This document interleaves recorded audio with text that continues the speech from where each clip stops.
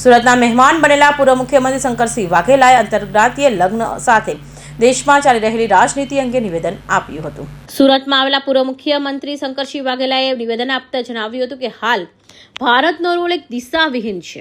વિદેશ નીતિ કાયમી હોય, કોઈ પક્ષની ના હોય. ભારતીય જનતા પાર્ટી આગેવાનોની નીતિ અને રીતિને કારણે દેશની આબરૂ ગઈ છે. વર્ષોથી ઈરાનના સંબંધો ગીરવી મુકાઈ ગયા છે. ભારત અમેરિકાનું રાજ્ય હોય તેવું લાગી રહ્યું છે. ભારતીય જનતા પાર્ટી પર વધુ તીખા પ્રહાર સાથે એબસ્ટેન ફાઇલ અંગે પણ પ્રહારો કર્યા હતા અને કહ્યું હતું કે ઓઇલ તથા પેટ્રોલની સમસ્યા ઊભી થવાની છે, સાથે મોંઘવારી કૂદકે ને ભૂસકે વધવાની છે. વર્ષ 2014થી ભારતીય જનતા પાર્ટીનું દિલ્હીમાં શાસન છે, ખતમ થવાની આરે છે. વડાપ્રધાન ગ્રાફ ડાઉન થયો છે. જેટલી પણ નિંદા કરે તેટલી ઓછી છે.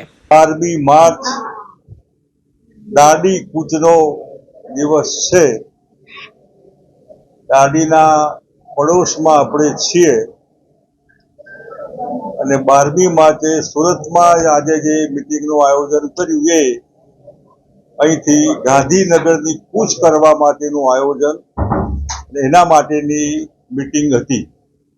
બે મુદ્દા માટે આજની મિટિંગમાં તો વાસુદેવભાઈ પટેલ જે યશવંત સિંહાજી આવ્યા હતા થોડા દિવસ પહેલા અમદાવાદના નાગરિકોમાં એમને ગુજરાત નાગરિક પરિષદની રચના કરેલી ને એના અધ્યક્ષ વાસુદેવભાઈ પટેલને બનાવેલા એ બી આવ્યા હતા.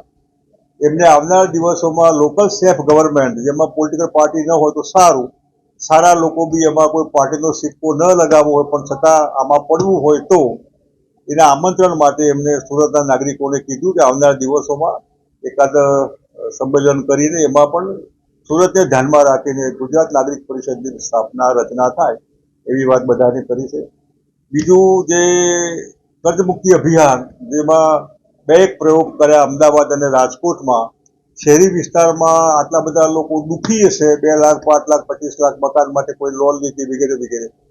એમાં જે રીતે ઉઘરાણી થતી હોય ને એમાં લોકો જે આપઘાત કરતા હોય છે એ આપઘાત ન કરે એના માટે રિઝર્વ બેંકની ગાઈડલાઈન પ્રમાણે આ લોકો ઉઘરાણી કરે એવી વાત કરવા માટે જે 2 સંમેલનો રાજકોટમાં અને અમદાવાદમાં છે એવું સુરતમાં પણ 26મી એપ્રિલના દિવસે નક્કી કર્યું છે કે એક સંમેલન કરવું. અને એમાં દુઃખી લોકો આવે તો એની અમે વાત કરીએ કે તમે ચિંતા નહીં કરતા, આગામી દિવસોમાં રસ્તો નીકળશે, ખોટું પગલું ન ભરાય. એ ઉઘરાણી કરવાવાળા બદમાશી કરીને ઘરમાં બેન દીકરી હોય તો એની માગણી કરે ને ગુમો પાડે ને ઘર લોક કરી દે ને હરાજી કરે ને આવું ન થાય.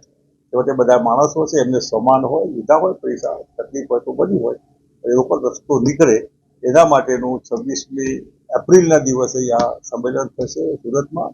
અને પહેલી મિટિંગ એપ્રિલના પહેલા વીકમાં નાગરિક પરિષદની મિટિંગનું આ તારીખ નક્કી કરશે એ લોકો. એટલા માટે ખાસ આવ્યા હતા. અત્યારે હાલ જે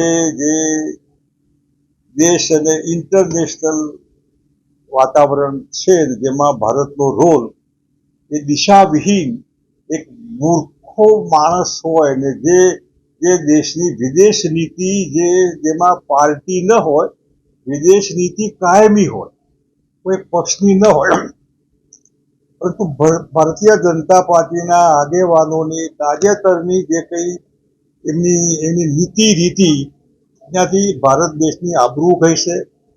વર્ષોથી ઈરાનના સંબંધો ગીરવે મુકાઈ ગયા અને અમેરિકાની કઠપૂતલી હોય.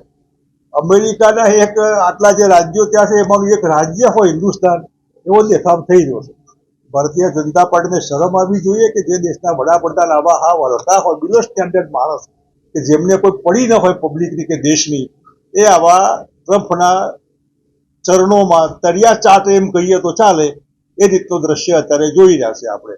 એના પરિણામે જે મેઇનલી ગેસ અને ઓઇલ ને પેટ્રોલમાં જે તકલીફ થવાની, મોંઘવારી કૂદકે ને ભૂસકે વધવાની અને દેશની આબરૂ જે ગીરો મુકાવાની, તે બદમાશ લોકો ટ્રમ્પ અને નેતન્યાહુ જેવા જેમના કનેક્શન એપ્સ્ટાઇન ફાઇલમાં, નાની બાળકીઓના અવન શોષણમાં, રૂપાળી છોકરીઓની લાહીમાં દેશની આબરૂ ગીરો મૂકવાવાળી ભારતીય જનતા પાર્ટી જેના હાથમાં 2014થી શાસન છે દિલ્હીનું એ પણ ખતમ થવા આવ્યું એવું અત્યારે જોઈ રહ્યું છે. દેશની આબરૂ નીચે ગઈ છે. એના પરિણામે બીજેપીની આબરૂ નીચે ગઈ છે. વડાપ્રધાનનો ગ્રાફ ડાઉન ગયો છે. એની સામે જેટલી નિંદા કરીએ એટલી ઓછી છે. આગામી દિવસોમાં સરકાર જો ગેસ અને પેટ્રોલનો વિચાર નહીં કરે તો લોકોને હોટલો બંધ થશે, ગૃહિણીઓના ચૂલા બંધ થશે અને મોંઘવારી કૂદકે ભૂસકે વધશે. અને કલ્પના બહારનું દ્રશ્ય અત્યારે આપણે જોઈ રહ્યા છે. એ સરકારને કોઈ પડી નથી, એની કોઈ દિશા નથી, કોઈ નીતિ પણ નથી. એવી નીતિ સારી રીતે લોકોને ઉપયોગી થાય એવો વિચાર તાત્કાલિક કરવો જોઈએ. ખાલી ગપ્પા મારવા અને હરદીન પુરી જેવો બેવકૂફ માણસ જે એક્સચેન્જની ફાઇલમાં તો દલાલ હતો, સરકારનો દલાલ વગર આધારે કોઈ પણ જાતના સરકારી કનેક્શન કે સિક્કા વગરની દલાલી જેને કરી, ભારત સરકારની નીતિ, સ્ટ્રેટેજી, પોલિસી એ એક્સચેન્જને કહી આવે કે આવું અમે કરવાના છે. આ કેવી સરકાર કહેવાય, કેવી પાર્ટી કહેવાય, કેવી પોલીસ કહેવાય? એક્સચેન્જ ફાઇલમાં આ હરદીપ પુરી કે અનિલ અંબાણી હોય એના માધ્યમથી દેશના વડાપ્રધાનને પણ એમાં આપણને બૂ આપતી હોય એવું લાગે કે તમે પણ આમાં ઇન્વોલ્વ છો કે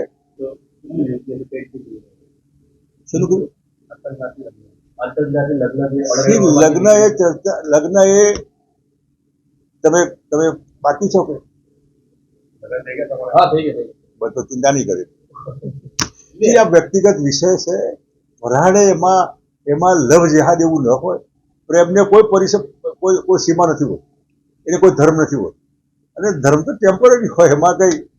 અને તમે ભાજપનો સવાલ કરતો હોય તો ભાજપ પરના મોટા હિન્દુ બ્રાન્ડેડ નેતાઓની દીકરીઓ મુસ્લિમ પણ નહીં.